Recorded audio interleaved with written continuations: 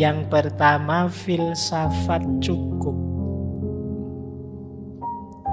Hidup ini sebenarnya tidak mengejar lebih kalau kita tidak ingin masalah. Kata Sokrates, rahasia bahagia, engkau tahu, tidak ditemukan dalam mencari lebih banyak, tetapi dalam mengembangkan kapasitas untuk bisa menikmati lebih sedikit. Jadi kamu latihanlah bukan punya banyak hal yang kamu inginkan, tapi latihanlah bisa menikmati yang lebih sedikit dari yang kamu miliki. Itu akan membuatmu bahagia. Jadi kembangkan dirimu ke level bisa menikmati yang sedikit, bukan ke level punya banyak hal, punya banyak barang. Nah, nanti kalian akan bahagia. Jadi kalau fokusmu hanya memiliki sesuatu, tadi kamu merasa berarti dengan punya banyak, ayo sekarang latihan kamu tetap merasa berarti meskipun punya sedikit. Ini namanya bisa menikmati yang sedikit, merasa cukup dengan yang sedikit. Selanjutnya kata Sokrates, dia yang tidak puas dengan apa yang dia miliki tidak akan puas dengan apa yang dia ingin miliki. Kalau kita tidak puas dengan yang kita miliki sekarang, biasanya kan kita menginginkan sesuatu. Percaya kalau yang kita inginkan itu tercapai, kita juga tidak akan puas juga. Karena yang kita kejar kepuasan dalam kepemilikan. Sementara manusia itu punya tabiat tamak tadi. Kalau sekedar keinginan, tidak pernah ada habisnya. Coba kalian tanya siapa orang paling sukses di dunia, terus kamu tanya, sudah selesai kah? Tidak pengen apa-apa, mesti masih banyak. Masih pengen ini, masih pengen itu. Tidak ada habisnya. Jadi ayo latihan untuk bisa puas dengan yang kita miliki sekarang. Di situ kuncinya kebahagiaan sebenarnya yang diajarkan oleh minimalisme tadi. Dan ini dikuatkan oleh Lao Tzu yang bilang orang yang merasa cukup dengan yang ia miliki adalah orang kaya. Jadi definisi kaya menurut Lao Tzu itu ya orang yang merasa cukup. Jadi kalau ada yang tanya, sampean ini orang kaya apa orang miskin? Itu jawabannya bukan kamu punya apa, hartamu berapa, tapi kamu puas atau tidak dengan yang kamu miliki sekarang. Kalau kalian merasa puas dengan yang dimiliki sekarang, kalian orang kaya. Jadi tidak usah nunggu nanti lulus, nunggu S2 jadi dosen, terus gaji besar, terus bisa macam-macam, beli macam-macam, baru kamu berani mengklaim kaya. Sekarang juga kamu bisa jadi orang kaya dengan menerima apapun, menyukai apapun yang sekarang kamu miliki. Itulah orang kaya. Dan dikuatkan oleh Gandhi. Kalau kata Gandhi, hiduplah dengan sederhana agar orang lain juga dapat hidup. Kalau ini mikir orang lain. Kalau semua orang serakah, ya nanti isinya konflik tabrakan. Kita harus ngerti kapan kita berhenti. Sudah, saya sampai ini saja, biar yang lain dapat space. Kalau hari ini kan orang yang kaya misalnya relasinya banyak, ya tambah jaya, tambah jaya, tambah jaya. Yang lain tidak kebagian space, tidak kebagian ruang untuk berkembang. Nah, sekarang dibalik, saatnya kita berbagi. Meskipun sekedar berbagi waktu, berbagi ruang, berbagi kesempatan untuk yang lain. Dengan kita berhenti mengikuti ketamaan kita. Jadi rumus filosofis pertama, hidup minimalis itu merasa cukup. Kita kaya sudah dan tuntas hidup kita. Yang kedua, rumusnya minimalisme itu adalah keinginan. Nah, tadi kita diminta membedakan antara keinginan dan kebutuhan. Ada quotes dari Diogenes, teman-teman mesti hafal, filosof nyentrik ini. Kata dia, sifatnya dewa-dewa itu tidak butuh apapun. Karena dewa sudah mampu segalanya. Nah, berarti apa? Kalau kamu ingin meningkat kualitasmu seperti dewa, kamu tidak usah menginginkan apapun. Jadi kalau istilahnya Diogenes, God-like person, manusia yang seperti dewa. Mungkin teman-teman pernah dengar istilah manusia setengah dewa. Setengah saja ya, karena kalau sepenuhnya nanti berat. Manusia setengah dewa itu bukan manusia yang mampu segalanya, enggak. Kalau versinya Diogenes, manusia yang mampu tidak menginginkan apa-apa. Jadi yang mampu mengendalikan keinginannya. Ini manusia setengah dewa. Kenapa setengah dewa? Karena manusia itu kecenderungannya tamak, ingin memiliki apa-apa. Begitu dia mampu mengendalikan keinginan, tidak butuh apa-apa, itu dia levelnya tinggi. Ini kata Diogenes. Atau ada dua quotes yang terkenal dari Arthur Schopenhauer. Kata dia, akan lebih baik jika tidak ada apa-apa. Berarti kita tidak punya apa-apa itu lebih baik. Karena ada lebih banyak rasa sakit daripada kesenangan di bumi ini. Setiap kepuasan hanyalah sementara, menciptakan keinginan baru dan kesusahan baru. Jadi kalau kita mencapai satu kepuasan tertentu, kalau itu levelnya manusia, itu kan sifatnya sementara. Terus kita ingin lagi, ada keinginan baru. Kalau ada keinginan baru, ada kesusahan lagi yang baru. Ini filsafat kehendak atau filsafat keinginan dari Arthur Schopenhauer. Jadi kata dia, hakikatnya hidup itu menderita. Kenapa? Karena kita menjalani hidup dengan dasar keinginan. Orang ingin ini kan sakit. Ingin itu kan berarti ada sesuatu yang ingin dia target dan belum terpenuhi. Itu kan menyakitkan. Pengen punya mobil, pengen punya pacar, pengen lulus cepat. Itu kan keinginan berarti belum terpenuhi. Diri kita merasa sakit, menderita, sampai keinginannya terpenuhi. Sementara ketika keinginan terpenuhi, manusia kan tidak selesai. Ada lagi keinginan yang baru. Menderita lagi. Sekarang teman-teman mati-matian ngejar biar lulus cepat misalnya. Begitu wisuda lulus, apa selesai? Kan enggak.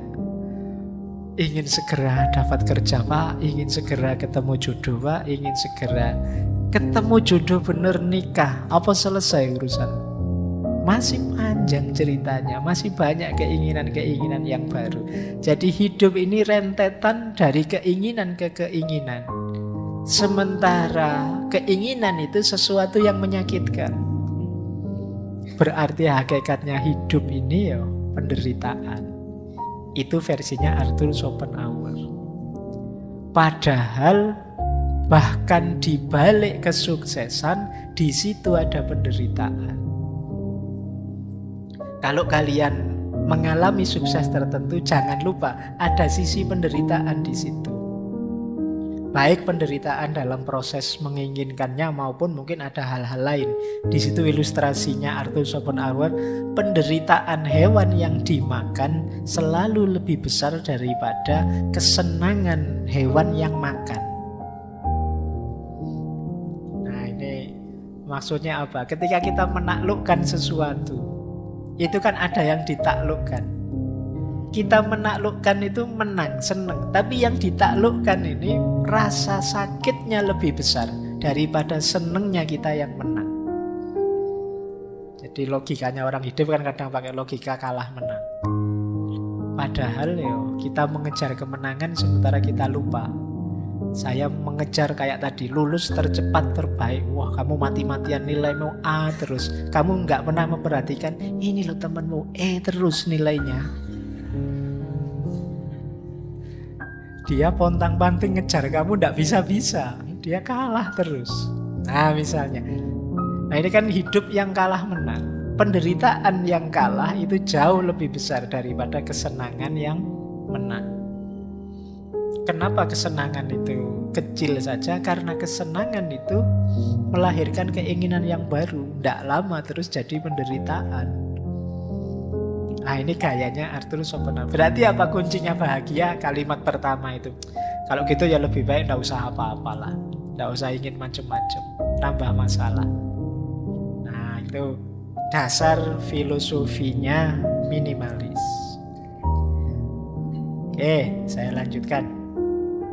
Nah, ini beberapa juga saya ambil dari stoikisme. Banyak orang tadi saya bilang mengaitkan minimalisme dengan stoikisme. Karena memang gagasan-gagasan stoikisme itu banyak yang relate dengan minimalisme. Misalnya itu ada kalimat dari Epictetus.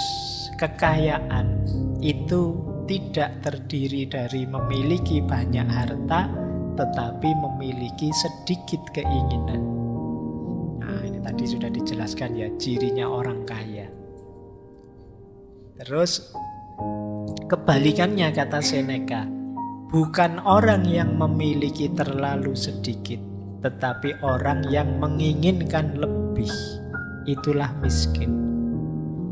Selama kita masih ingin macam-macam dan belum keturutan, sebesar apapun harta kita, kita hitungannya masih miskin. Terus kalau ini Marcus Aurelius, energi dan waktumu sama-sama terbatas.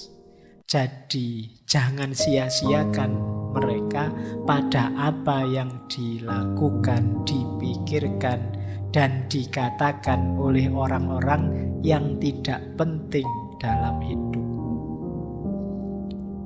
Jadi ini berhubungan dengan hubungan kita dengan yang lain. Tadi kan saya bilang awas salah persepsi, minimalisme itu tidak hanya barang, termasuk juga orang.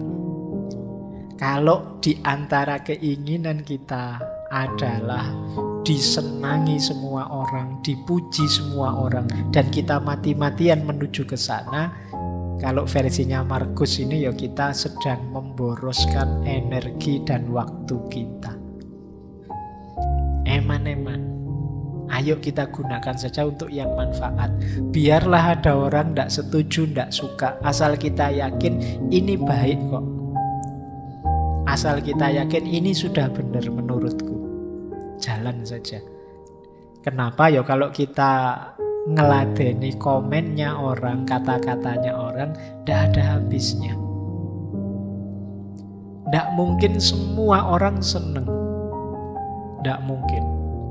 Pak, saya lihat ngaji filsafat itu kelihatannya seneng semua. Iya, viewernya sedikit. Yang tidak seneng tidak ngomong, males, apa, tidak berpengaruh. Jadi tidak mungkin semua orang seneng.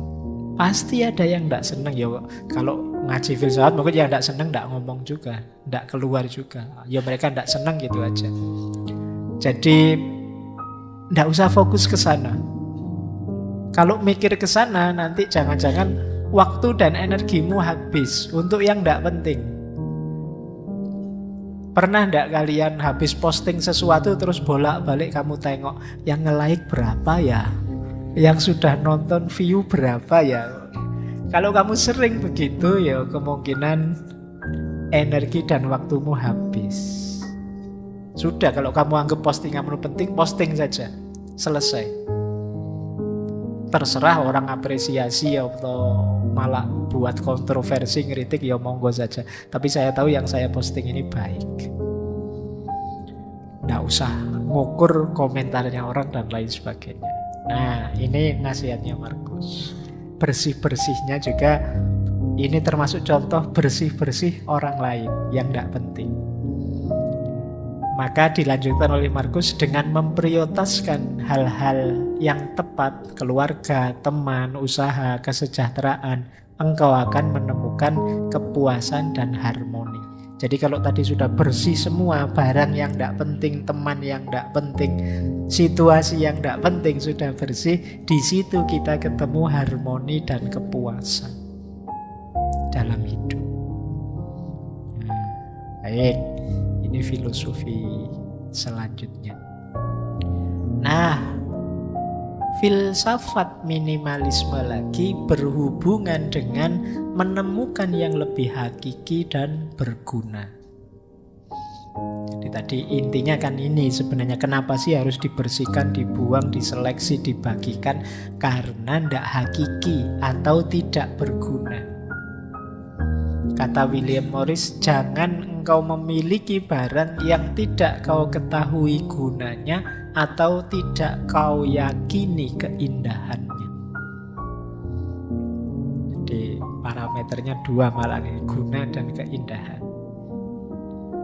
Nah, kata Sokrates lagi, apakah engkau tidak malu begitu peduli pada perolehan uang dan ketenaran dan prestise ketika kamu tidak berpikir atau peduli tentang kebijaksanaan dan kebenaran dan peningkatan jiwamu?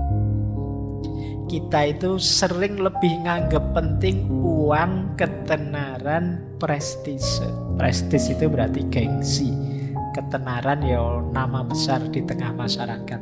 Uang, kekayaan. Kita sering lebih fokus ke situ daripada yang lebih hakiki. Kalau versinya Sokrates yang lebih hakiki, kebijaksanaan, kebenaran, dan peningkatan kualitas jiwa kita. Ayo fokus ketiga yang hakiki ini dan buanglah fokus ketiga yang awal. Uang, ketenaran, prestis. Bukan berarti kita jangan kaya, bukan berarti kita tidak usah terkenal atau apa. Uang, ketenaran, prestis itu efek saja, implikasi logis saja. Kalau kita serius mengejar kebijaksanaan, kebenaran, dan peningkatan jiwa. Jadi kalau kita serius dalam hidup ini, menjalaninya sebijaksana mungkin, sebenar mungkin, dan melakukan perbaikan diri terus-menerus, insya Allah ya kekayaan akan datang. Uang itu otomatis datang. Ketenaran juga akan datang. Prestis, gengsi juga akan hadir. Tidak usah khawatir. Yang sifatnya niscaya tidak usah kamu kejar. Kalau saya kerja keras ya otomatis uang datang. Kalau saya ngomong yang baik-baik, yang benar-benar dan cocok untuk banyak orang, ya otomatis saya akan dikenal orang.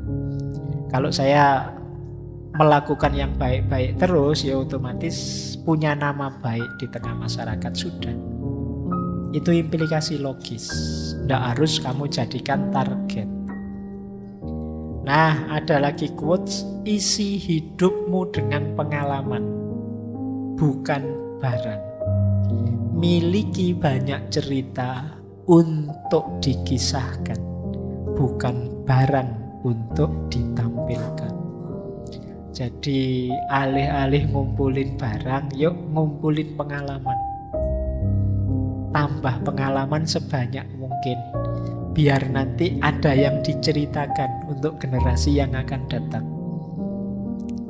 Jangan sampai besok kalau kamu dongeng ke anakmu, Pak, Bapak dulu waktu muda gimana sih?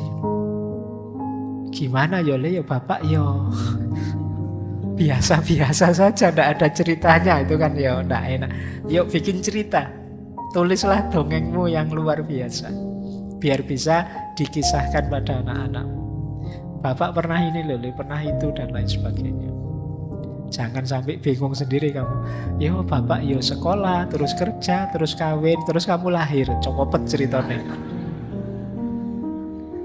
Tidak ada yang istimewa. Nah, jadi ayo mengoleksi kisah-kisah hebat tentang diri kita. Tidak sekedar mengoleksi barang-barang untuk dipamerkan. Jadi kita masuk ke yang lebih hakiki dan bermakna. Filsafat yang terakhir, jangan memperumit hidup. Nah, ini ada kalimat dari Konfusius ya. Hidup ini sederhana, tetapi kitalah yang ngotot untuk membuatnya rumit. Jadi ada lagi satu kalimat dari Carver itu. Saya tidak mengatakan tidak karena saya sangat sibuk. Saya mengatakan tidak karena saya tidak ingin terlalu sibuk. Ini maksudnya tidak ingin terlalu ruwet, tidak ingin terlalu rumit. Jadi ini nasihat dari Konfusius. Hidup ini sederhana, kita seringkali bikin rumit, bikin ruwet. Kadang-kadang kita itu kan rumit, misalnya masuk ke sini saja, nyari tempat duduk saja kadang mikir, ini saya harusnya nyari yang deket tembok, karena kalau deket tembok saya bisa sandaran. Kalau sandaran bisa lebih Tapi nanti kalau sandaran ngantuk gimana? Dilihat orang banyak, malu juga ya. Kalau begitu sandarannya yang biasa saja agak miring gitu. Nanti ruwet, wong tinggal masuk duduk saja, mikirin jelimet. Mau masuk ke sini mikir, ini saya harus datangnya tengah-tengah biar nggak terlalu nyolok. Kalau duduk terlalu depan malu dilihat Pak Faiz, terlalu belakang nggak dengar. Agak tengah-tengah asal nggak Kita terlalu jelimet, terlalu rumit memikirkan hidup. Ada quotes itu yang saya ambil menarik, yang judulnya Why Complicate Life? Kenapa sih kita bikin hidup itu ruwet? Missing somebody, kalau kangen dengan seseorang ya call, tilpunen. Kalau tidak diangkat ya nasib.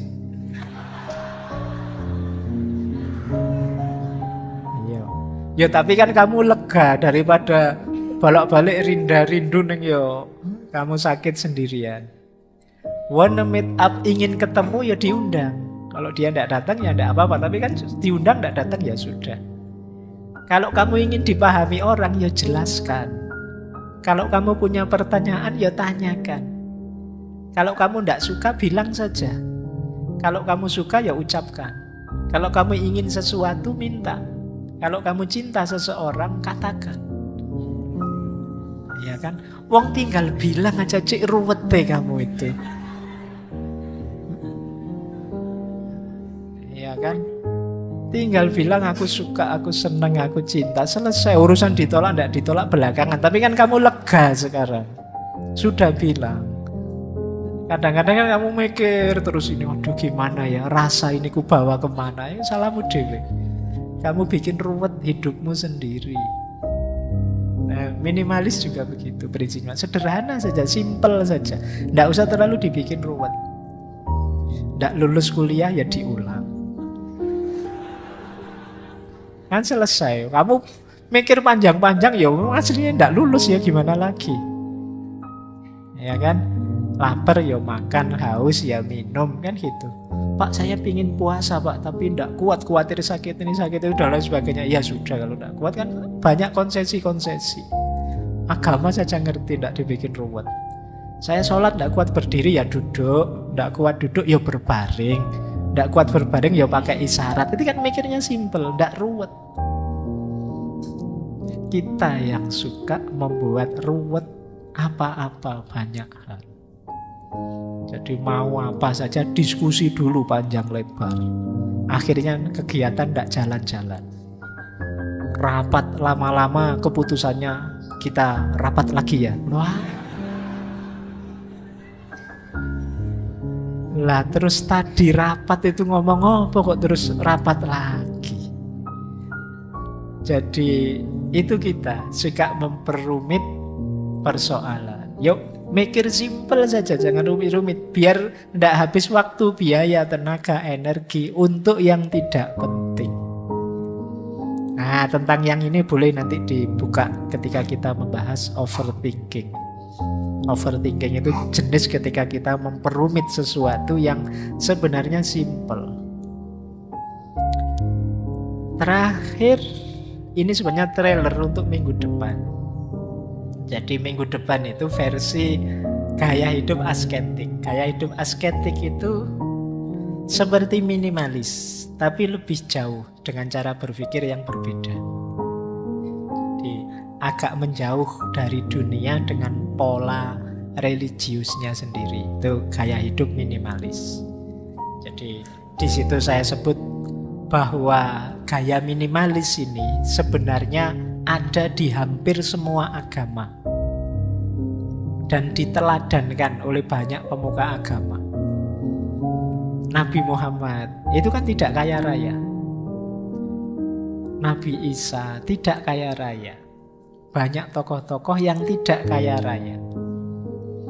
Nah, prinsip-prinsipnya kesederhanaan, kebersahajaan, menganggap dunia itu penggoda, menganggap dunia itu penderitaan, hidup itu yang penting rasa syukur dan lain sebagainya. Ini akan kita perpanjang pembahasannya minggu depan di tema asketisisme. Baik, saya kira itu untuk malam hari ini. Kurang lebihnya mohon maaf. Wallahul muwaffiq, wallahu a'lamu bissawab. Wassalamualaikum warahmatullahi wabarakatuh.